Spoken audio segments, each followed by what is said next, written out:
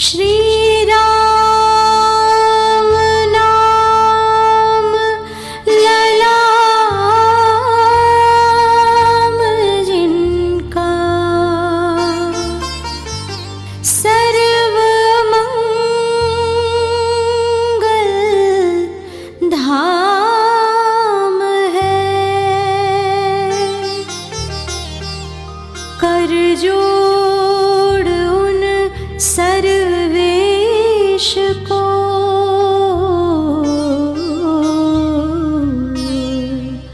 श्रद्धा सौ प्रेम प्रणाम है। कई बार अति उत्साह में आकर के और हम संकल्प ले लेते हैं कि हमें नवरात्रि में 24,000 का गायत्री का लघु अनुष्ठान करना है या 1.25 लाख का अनुष्ठान बाद में करना है, लेकिन बीच में कुछ परिस्थितियां ऐसी आ जाती हैं जिनके कारण हमारा अनुष्ठान खंडित हो जाता है या हमारा संकल्प पूर्ण नहीं हो पाता है। ऐसी स्थिति में क्या किया जाए? खासकर बहनों के लिए ये बड़ी विशेष स्थिति आ जाती है। कभी कभी अकस्मात उनका मासिक धर्म हो जाता है और ऐसी अशुद्धि अवस्था में उन्हें बीच में अपनी साधना को रोकना पड़ता है।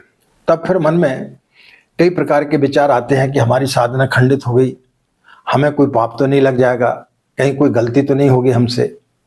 ऐसी स्थिति में परम पूज्य गुरुदेव ने एक बहुत ही छोटा सा ऐसा सूत्र दिया हमें कि जिसके माध्यम से आप अपनी साधना को पूर्ण कर सकते हैं और किसी प्रकार का उसमें कोई भी दोष आपको नहीं लगेगा। हमारे आत्मी राधे राधे, जय श्री कृष्ण, नमस्कार। मैं आचार्य पंडित गिरीश बारोलिया, गायत्री महामंत्र।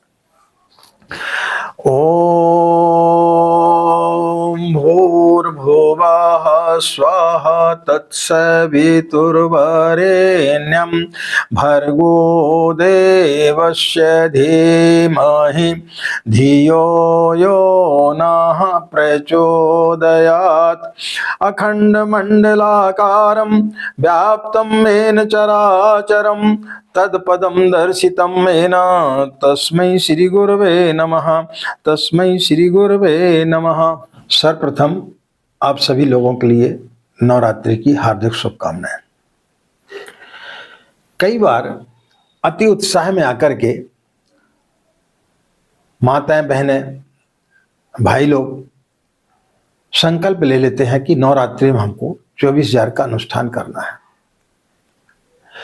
इसके पहले हम कई बार आपको बता चुके हैं कि जब आप अनुष्ठान प्रारंभ करते उसके कम से कम 1 सप्ताह पहले से आपको अपनी मानसिकता पूर्ण रूप से तैयार करना चाहिए कि हम 9 दिन तक अनुष्ठान कर सकते कि नहीं कर सकते।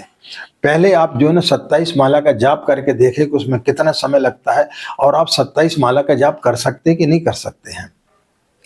आपके घर में कोई शिशु का आगमन तो नहीं होने वाला है या कोई ऐसा व्यक्ति बीमार तो नहीं है जिसकी मृत्यु होने की संभावना है, या जो बहनें हैं उन्हें ध्यान रखना चाहिए कि हमारा मासिक धर्म तो इस बीच में नहीं आ जाएगा। लेकिन कई बार अप्रत्याशित घटनाएं घट जाती हैं जिनके बारे में हम कल्पना नहीं कर सकते।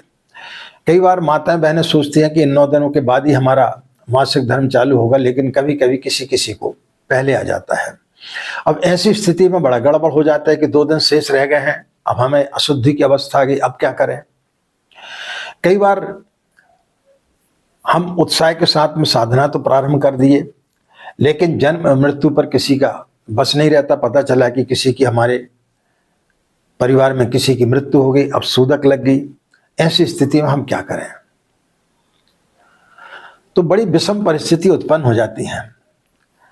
तो इसके लिए परम पूज्य गुरुदेव ने एक साधारण सी बात बताई है कि यदि ऐसी स्थिति आपके घर में आ जाती है, आप अनुष्ठान कर रहे हैं, 5 दिन का अनुष्ठान आपका हो गया या 6 दिन का हो गया या माताओं बहनों का 7 दिन का हो गया, 2 दिन का या 4 दिन का, जितने भी दिन का आपका शेष रह जाता है, तो आपका कोई मित्र जो गायत्री का साधक हो और जिसमें इतनी क्षमता हो कि वो बची हुई मालाओं का जाप सही तरीके से कर सके, तो आप उससे उधार ले सकते हैं। आप संकल्प उसके माध्यम से ले लें और वो आपको संकल्प लेवा दें और फिर जो है आपकी शेष बची हुई माला को वो पूर्ण कर दें। आपके परिवार में भी हो सकता है, लेकिन यदि सूदक लगी है तो आपके परिवार के लोग तो कर नहीं सकते हैं। तो ऐसा कोई साधक जिसको इसका अभ्यास हो, जो हमेशा अनुष्ठान इत्यादि करता रहा हो, ऐसे व्यक्ति से आप संपर्क करें और उससे संकल्प, उसको माध्यम से आप अपना संकल्प लेवा लें और फिर वो बचे हुए दिन को, जैसे 2 दिन आपका शेष रह गया था, 4 दिन आपका शेष रह गया था, 6 दिन आपका शेष रह गया था, तो उतनी माला वो उसको पूर्ण कर दें। लेकिन इस चीज का आपको ध्यान रखना चाहिए कि जब उसने आपका अनुष्ठान पूर्ण किया है तो उसके पश्चात आपको उतनी चीजें आपको वापस करना पड़ेगी। जैसे उसने आपकी 100 माला का जाप किया या 90 माला का जाप किया या 125 माला का जाप किया, तो उतनी माला फिर आपको जो है उसको संकल्प लेवा करके और फिर उसको आपको वापस करना चाहिए। यानी आप उतनी माला उधार ले रहे हैं, उतनी माला फिर आपको उसको वापस करना है। इसको इस प्रकार से समझें कि यदि आपके पास में अचानक पैसे की आवश्यकता आ जाए, भौतिक दृष्टि से आपको समझाने का प्रयास करते हैं कि अचानक आपको पैसे की जरूरत पड़ गई, आपको बच्चे के एडमिशन कराना है या आपके घर में शादी आ गई लेकिन बैंक से आपका पैसा नहीं निकल पा रहा है, बैंक वाले ने बोल दिया कि आपको जो है 4 दिन बाद आपका पैसा निकलेगा, लेकिन शादी आपकी आज है। तो ऐसी स्थिति में आप क्या काम करते, आपका कोई ऐसा इष्ट मित्र होगा, या तो आप बैंक से लोन ले लेंगे या कोई ऐसा जो मित्र है जिसके पास में राशि है जो आपके लिए दे सकता है, तो आप उससे राशि उधार ले लेते हैं। लेकिन जब आपकी शादी होने के पश्चात में, एडमिशन होने के पश्चात में, जब आपके पास में सुविधा होती है तो आप उसको वापस कर देते हैं। तो इस प्रकार से फिर आप उसको वापस कर सकते हैं। तो आप जब को भी उधार ले सकते हैं और उधार लेकर के फिर उसको वापस करके अपनी साधना को पूर्ण कर सकते हैं। इसमें किसी प्रकार का कोई भी आपको दोष नहीं लगेगा और आपका अनुष्ठान जो है वो खंडित नहीं होगा। इसके अलावा जिनके पास में बिल्कुल समय नहीं रहता है लेकिन जो चाहते हैं कि हम 1.25 लाख का अनुष्ठान करें या लघु अनुष्ठान करें, तो वो किसी विद्वान पंडित से, जिसको गायत्री मंत्र का जाप करने का अभ्यास हो, उसके माध्यम से भी आप करा सकते हैं। जैसे आप सत्यनारायण की कथा कराते हैं घर में, आप जो सुंदरकांड का पाठ कराते हैं या यज्ञ हवन इत्यादि कराते हैं, ब्राह्मण के माध्यम से कराते हैं, लेकिन वो संकल्प लेवाता है आपको, तो वो जो भी कुछ करता है उसका पूरा पुण्य फल आपको मिलता है। तो इसी प्रकार से जो पैसे वाले हैं लेकिन जिनके पास में समय नहीं है, तो वो दूसरों के माध्यम से भी इस प्रकार के अनुष्ठान इत्यादि अपने घर में करा सकते हैं, उसका भी उनको पूर्ण लाभ प्राप्त होगा।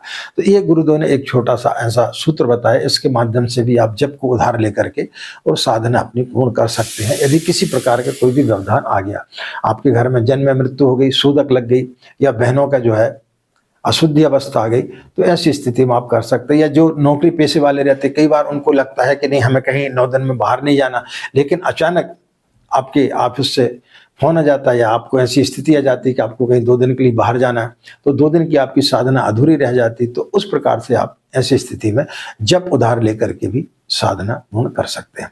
आज की बात समाप्त, हमें आगे दें। नमस्कार, ओम शांति।